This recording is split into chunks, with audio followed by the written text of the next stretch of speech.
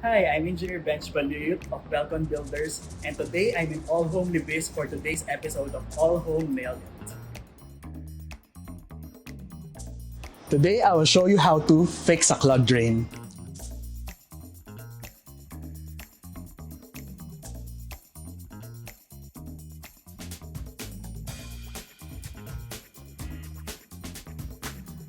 So the most common problem in plumbing at your home is a clogged drain. The two most common P-trap and bottle trap used as a fixture for your sink. So what's the difference between a P-trap and a bottle trap? For me, bottle trap, mas madali siyang i-manage. You don't need to hire a plumber.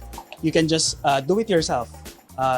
Remove mo lang yung bottle and then throw away yung clog and then ibalik mo lang siya. P-trap, similarly, ganun din, pero kailangan mong tanggalin yung dalawang knob here.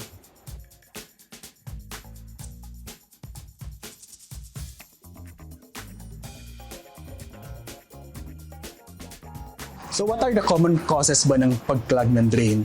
First, you have to check kung yung sink mismo is may clog ng solid particles. After you check, kung wala naman dito sa mismong sink, pwede mong i-check yung P-trap or bottle trap.